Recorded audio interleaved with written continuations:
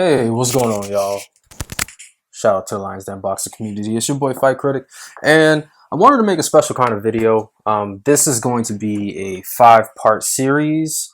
Yeah, it's gonna be a five-part series. I know with the recent news of Canelo Alvarez becoming a free agent, which is a massive big deal in the world of boxing, I thought it was really interesting if I would go back and I would just look at the improbable rise and the predictable fall of Golden Boy Promotions. And in order for me to kind of give you guys the full story to it, I couldn't do it all in one video because ultimately this would end up being something that would run for an extensive period of time. So I thought, why not make it a mini series, and why not talk about something as good as it was and then almost at a point where now it's a little bit of a crash and burn situation.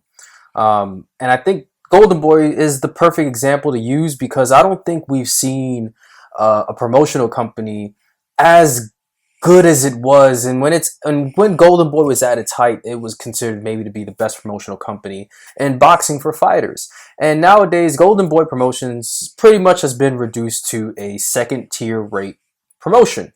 Not to say that this hasn't happened previously with other promotional companies. You know, Don King would be in King Promotions would definitely be a really good, example to use. But the thing about Don King and King Promotions is that it does come slightly a bit before my time.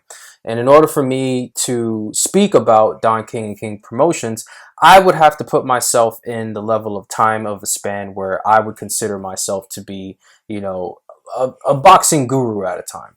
And luckily for me, the internet does exist, but the disadvantage I have is that I do not have the advantage of being part of that time and growing up with that promotion. With Golden Boy, it's much different because at the minimum of Golden Boy, I am as young as 13, and at its maximum height, I am at the age of 29. So I have watched not only the rise and fall of Golden Boy Promotions, but I have grown up with Golden Boy Promotions. So I thought it would be a really good idea to talk about what was once considered to be the cream of the crop in promotional companies that has now suddenly been turned into just a wasteland of just second tier fighters. But in order to do that and in order to talk about Golden Boy Promotions, I need to jump into the man, the myth, the legend, and the narcissistic, drug abusing, and of course, conniving, lying Oscar De La Hoya. And in order for me to set the tone and the pace of this five-part series, I need to talk about Oscar De La Hoya, his profile and background, his career success, because his success really matters a lot to this. And at the same time, the constant troubles that we will see as these videos go out along, just detailing what happened to Oscar De La Hoya and Golden Boy Promotions. But of course, we need to go way back in time just to get an idea about who is Oscar De La Hoya and what does he mean to the boxing world at the time that he was there, and of course, what kind of led us into this place where he was able to build such a really good promotional company. So of course, Oscar De La Hoya is probably one of the best amateur fighters that ever came across the United States. For many people who tend to look into the background of a lot of fighters, especially amateur fighters, there are a lot of really good amateur fighters who end up becoming extremely well in the professional ranks. And there have also been extremely really good amateur fighters who don't make that sort of leap to becoming great professional fighters. For Oscar De La Hoya, he's one of the few fighters that managed to be at the very top of the amateur rankings and then reach the very top of the boxing world, becoming the face of the sport simultaneously. Oscar De La Hoya boasted an amateur record of 223 wins versus 5 losses, which included 1 Golden Gloves title and, of course, 2 national titles, both being in 2 separate weight classes. For Oscar De La Hoya, he was considered to be the cream of the crop in terms of amateur fighters. He was the guy that many people looked to that was not the prototypical American amateur boxer, but was in an era of boxing in America where he was considered to be the last of a dying breed.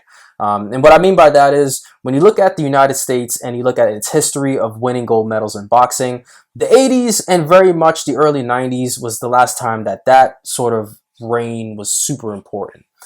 In the 80s and even in the 70s, the United States was just as dominant in every sport, and boxing was definitely a sport that not many people saw other countries being, really good at defeating American prospects in. It was mostly because a lot of American prospects were kids from the inner city, kids who knew that becoming a gold medalist or medaling at the Olympics was essentially at the very height of what they considered to be the pinnacle of their amateur careers. The goal was to become so good that you win a national Golden Gloves and you win a national title. You qualify for the Olympics, you medal at the Olympics. You really were held to the standard of being a gold medalist. But if you did become a silver or bronze medalist, you were still considered to be a good fighter, and then you would sign with a big promoter, enter the professional ranks. You would then reel off, a series amount of wins, and then you would be placed to win your first world title. And this was the conventional way that guys, especially amateurs back in those days, made a lot of money. And for Oscar De La Hoya, he was no different. He was considered to be the best of his amateur group. He entered into the 92 Olympics, and he won a gold medal. Of course, many people bring up the story about him promising his mother on her deathbed to win a gold medal. And for many people, that is why Oscar De La Hoya's nickname is known as the Golden Boy. The fact that story and him going out and winning a gold medal, it stuck to many people. It was really a way that he began to be able to reach and market himself, despite the fact that this was something very close and personal to him that was being explored. And of course, for Oscar De La Hoya, it made extremely really good sense to sign with a big promoter leaving the Olympics. And for that, he signed with Top Rank Promotions with Bob Arum, who at the time was slowly beginning to be able. And of course, he was at one point considered to be the richest non-heavyweight in the sport of boxing. But like with most situations, Oscar De La Hoya did not have a squeaky clean career. For many reasons that, number one, him not being adopted by Mexican fans definitely plays a role into it. But also, right at the time that Oscar De La Hoya was really starting to take off in terms of his popularity and likeness, he got hit with a sexual assault case in which he was essentially accused of raping a minor. And for something as serious and crazy as that, for some reason, that was kind of swept under the rug. And Oscar De La Hoya kind of just paid the money to make it go away.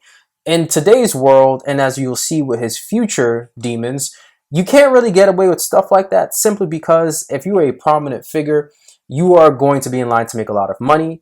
And a lot of people love ruining people's ability to make a lot of money, especially when you do shit like that. So for Oscar De La Hoya, he had the benefit of being around at a time where you could make things like this disappear. Not many people are going to buy the newspaper, but in the age of social media and the age of using Twitter and Instagram and Facebook, news like that would have ultimately ended Oscar De La Hoya's career before it even began. And ultimately, 1998 was a pivotal point in his career because you started to see the chinks in the armor and you started to see the man start to break down. And not meaning break down in terms of physically, but you started to see it mentally and emotionally. We all knew that Oscar De La Hoya didn't have the best relationship with his father. His father was extremely tough on him, and at the same time, his father never really enjoyed the way that he fought. Oscar De La Hoya was undefeated going into the year of 1999. And going into the year of 1999, the only fight that his father felt that he was proud for him for was the Felix Trinidad fight. And for Oscar De La Hoya, I'm pretty sure that had to annoy him because this is the same guy who destroyed a locker after he lost the Trinidad fight. But leading into the Trinidad fight, Oscar De La Hoya needed a career-defining fight. And in steps Ike Quartey, a heavy-handed, really, really strong, big welterweight who many people felt this might be the guy that takes Oscar De La Hoya and pushes him to the limit. And he did. Ike Quartey made life hell for Oscar De La Hoya. Even more so than many other fighters that had previously fought De La Hoya, like Pernell Whitaker, who, in my opinion, definitely beat Oscar De La Hoya, considering the fact that Pernell Whitaker hit Oscar De La Hoya so much that the only time that Oscar De La Hoya was ever getting abused this much was when he fought Shane Mosley and Manny Pacquiao. If you never got a chance to see Pernell Whitaker fight Oscar De La Hoya. It's a great fight to take a look at because Pernell Whitaker set up what would we look at as to be the blueprint to beat Oscar De La Hoya. And really what it was is Oscar De La Hoya has a very hard time with his conditioning. And for many people, he was willing to try to right that wrong with the Quartet fight. And for many people, people felt that he had gotten over that hump. The Quartet fight going into the final round was considered to be extremely close. Many people felt that Quartet was ahead. A good amount of people felt Oscar De La Hoya could turn it around should he win the round. And De La Hoya went out there and he got a knockdown in the 12th round. He managed to win the rest of the round despite a fiery comeback from Quartet. And many people felt that this was the career-defining win for Oscar De La Hoya that would propel him to even greater legendary status, while at the same time, it would take away a lot of the demons that he had faced in the previous 12 months, both outside the ring and inside the ring. But ultimately, that kind of fizzled and died away, mostly because Oscar De La Hoya had to deal with the next set of controversy, which was the Felix Trinidad fight against my favorite fighter, Felix Tito Trinidad. For many people who ask me how I felt about the fight, and to be honest, I don't like Oscar, so I'm always going to give that fight to Felix Trinidad. But the reason why the Felix Trinidad fight is extremely important is because that was the fight that Oscar De La Hoya cracked. And what I mean by cracked, I mean both physically cracked and potentially even, substance abuse wise. Oscar De La Hoya was literally the limelight. He was the guy that was taking boxing and transcending it to different ways. He was on really exclusive talk shows. He was in major commercials. He was sponsored every fucking where. And for many people, they just ultimately felt like this man not only is untouchable, but he's essentially he's a sex figure. Many people considered Oscar De La Hoya to be some sort of manual for what they felt that men should be. And in steps Felix Trinidad, who is everything Oscar De La Hoya isn't. And for us, we as boxing fans, you looked at the fact that this was potentially the biggest fight of Oscar De La Hoya's career. He wasn't just fighting somebody who wasn't him, but he was fighting somebody who wasn't him that was also everything that he wasn't and more. And Tito was one thing that Oscar De La Hoya wasn't by his people. Tito was treated as if he was God by Puerto Ricans. And what I mean by that is, if you ever get a chance to watch Felix Trinidad's fight, watch his ring entrances. And when I tell you his ring entrances, you could probably put a sound measure in there, and those fans would get so excited for Felix Trinidad because he was everything Oscar De La Hoya wasn't. He wasn't this big commercial guy who preferred to live a rich and lavish lifestyle. Felix Trinidad lived in Puerto Rico, did everything he could to invest into his community, bought Puerto Rican bonds, I should say. And at the same time, Felix Trinidad, every time he fought, you felt like you were fighting the entire, province of Puerto Rico, because as much as people want to call Puerto Rico a country, it's considered part of the United States. But that was what Felix Trinidad was. And for Oscar De La Hoya, he felt that this was his way to right the wrong that he had originally done with Julio Cesar Chavez. Because Mexico versus Puerto Rico is one of the most heated rivalries in the sport of boxing. And for Oscar De La Hoya, he felt this was his defining moment. And the problem with that is Oscar De La Hoya tried to fight this fight conservatively. And he tried to do it in a way where instead of him going out there and fighting the way that most Mexicans, especially Mexicans, wanted him to fight, he chose to fight in a way that was conventional to him. And it worked. It worked for about 7 or 8 rounds. And for many people, a lot of people feel like the controversy has to do with Don King and his ability to influence judges through payments. But a lot of people, they tend to not look into the devil of the details, which was Oscar De La Hoya felt way too comfortable going into the later parts of the fight. He felt that he had the rounds. And around 9, you could see Oscar De La Hoya visibly shaking. And not shaking with excitement, but shaking in terms of he seemed gassed and tired, and he seemed like everything that he had done worked up to this fight had finally taken its toll on him.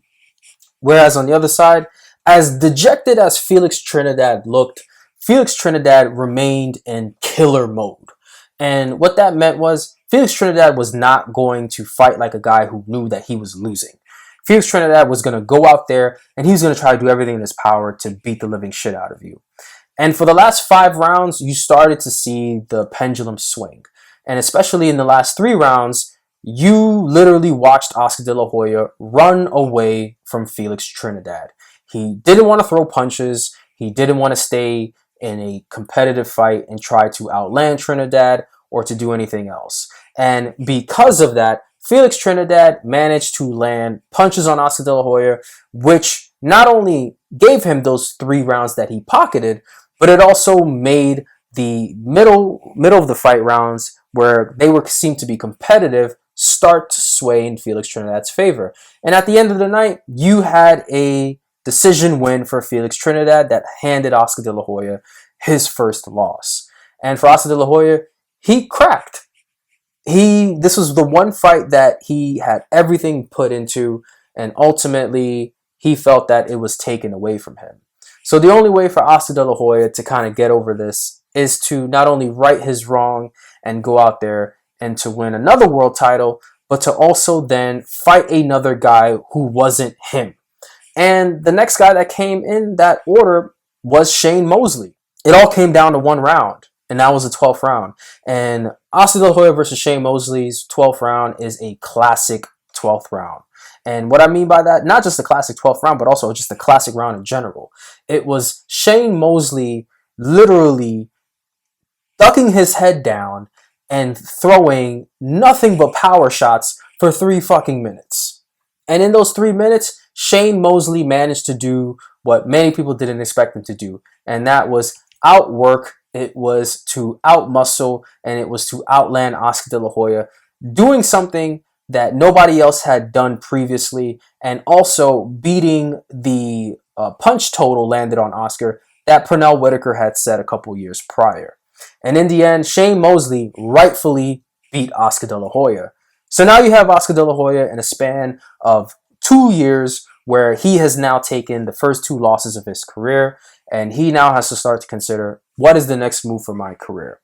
And ultimately, that led Oscar De La Hoya to fight in the 154-pound weight class, in which then he moves up to fight Fernando Vargas. He needed to right the wrong of beating a Mexican. And Felix Trinidad, that fight was fully behind him. Shane Mosley, that fight was fully behind him. And you know what Oscar De La Hoya did that managed to work for him? Oscar De La Hoya hired Floyd Mayweather Sr. And Floyd Mayweather Sr. taught Oscar De La Hoya, go back to your fucking jab. And you know what Oscar De La Hoya did to Fernando Vargas? He beat the living shit out of him in a classic boxing fight and knocked him out in the 12th round. It's one of the greatest fights you'll probably see at 154 again. And with that, he unified the division, becoming a 2-belt holder in the weight class. And for Oscar De La Hoya, there was one more man in that division that he needed to beat. But first, he felt like he needed revenge. And instead of going through and further negotiating a fight against Winky Wright, after Winky Wright had subsequently not taken an offer that was presented to him, which I thought was a really good offer. It was $500,000 and then 5% of the pay-per-view. Winky Wright chose to turn down that contract offer, and Oscar De La Hoya didn't really feel pressed to actually take the fight, but he wanted to get revenge, and he felt like with Trinidad in retirement, there was only one way that he can get revenge and right his wrong, and that was the Shane Mosley rematch. And then this time, Oscar De La Hoya really cleanly won that fight. But ultimately, Shane was handed another victory over him. And of course, Shane would go on to take 2 losses to Winky Wright, who would then become the undisputed light middleweight champion. But for Oscar De La Hoya, he really didn't know what to do. There was nothing really left for him to do except keep trying to find the next best fight. And that led him to middleweight, and that led him to the king of the middleweight division, which is Bernard Hopkins. Could sneak this round on Oscar, make it 7-5 or 6. No, Felix Stern won at minimum 8 rounds, and you can give him as much as 10 rounds in that fight. Yet, Las Vegas, and of course, the judges in Vegas, handed the win to Oscar De La Hoya, which set up the fight that many people didn't expect to happen, which was Oscar De La Hoya versus Bernard Hopkins, a fight that many people felt like if Oscar De La Hoya can go out there and if he could beat Bernard Hopkins, it would take away all his sins. And one of the big reasons why is Bernard Hopkins really was considered to be a guy who many people didn't expect to fight Oscar De La Hoya just because of the size difference, but also ultimately because Bernard Hopkins took probably one of the most one-sided deals in order to fight Oscar De La Hoya. Not only did he take one of the most one-sided deals, but Bernard Hopkins had one thing that Oscar De La Hoya didn't have. And that was Bernard Hopkins knocked out Felix Trinidad in 2001 when Felix Trinidad was using his momentum off the De La Hoya win to move up to middleweight to challenge Hopkins for the undisputed middleweight championship. And in the 12th round, Bernard Hopkins landed one of the most vicious right hands, and he slowly kind of pushed Tito off of him, because when he hit Tito with the right hand, Tito collapsed onto him, and when he pushed him off, Tito just went flat on his back, and Felix Trinidad Sr. stopped the fight. For Oscar De La Hoya, this was an important opportunity for him to show that not only was he a better fighter fighting Bernard Hopkins, who at this point was considered to be a living legend, but also this would be the career-defining fight in his career. And ultimately, it ended with Oscar De La Hoya getting hit with a body shot and rolling on the floor, screaming in pain. But it kind of had a bright spot, and it had a bright spot for many reasons. Number one, despite the loss to Hopkins, De La Hoya had actually built up a relationship with Hopkins leading up to the fight, and he felt that Hopkins could be the guy that could help him take Golden Boy Promotions off the ground. And because of that, Oscar De La Hoya chose to not only retire from the sport of boxing, but also to push himself in terms of building up Golden Boy Promotions, not only with Bernard Hopkins, but also Shane Mosley, two guys who had beaten him in his career. And I guess it's because those guys gained his respect because they were able to do something that many people, including Felix Trinidad, he felt couldn't do. But I think it was also because both guys were in the right decision, in the right position to do it. Bernard Hopkins had been on this long streak of wins, as well as setting the middleweight record for wins, but also Bernard Hopkins was also considered to be the best pound-for-pound fighter at the time. Shane Mosley, despite his hiccups against Vernon Forrest and Winky Wright, was still considered to be one of the best fighters on the planet and was still expected to have a really good career, especially with the wins over Fernando Vargas, which helped revive his career after the losses to Winky Wright. So next came Oscar De La Hoya, going through what we consider to be probably the two most stressful years of his promotional company when you look at 2005 and 2006 when it comes to the situation with Top Rank, considering Top Rank is still in this picture leading up to 2005. So that's going to be part one for now. I'm going to come back with part two in a couple days. If you did like this video, please leave a comment, subscribe, like the video. I'm going to do my best to do more research as I go through these videos. And of course, I'm going to do my best to kind of give you guys more footage as we kind of go along to things. Thank you.